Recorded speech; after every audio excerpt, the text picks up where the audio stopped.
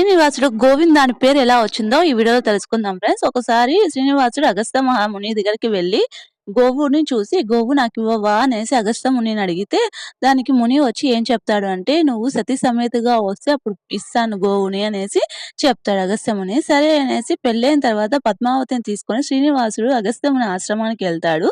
ఆ సమయానికి ముని ఎక్కడికో వెళ్ళింటారు. శిష్యుడు ఉంటాడు. శిష్యుడు వచ్చి శిష్యుని అడుగుతాడు, "ఆవునివ్వవా? మీ గురువుగారు చెప్పారు సతీ సమేతంగా వస్తే ఆవునిస్తాను" అనేసి. అంటే, "మా గురువు గారికి చెప్పకుండా మేము ఇవ్వలేము. ఆ గురువుగారు వచ్చే వరకు వేచి ఉండండి" అంటే, ఇంక కోపంతో శ్రీనివాసుడు వెళ్ళిపోతూ ఉంటాడు. ఆ సమయానికి వచ్చిన అగస్త్య ముని జరిగిందంతా తెలుసుకొని ఇంకా గోవుని తీసుకొని శ్రీనివాసుని వెనకాల బయలుదేరుతూ ఉంటాడు. ఇంకా కోపంతో వెళ్తున్న శ్రీనివాసుని గోవు ఇంద అంటూ గోవిందగా పేరు మారింది. ఇదే ఫ్రెండ్స్ గోవింద పేరు ఎలా వచ్చింది శ్రీనివాసుడికి అనేది. మీకు ఈ వీడియో నచ్చితే ఒక లైక్ చేయండి.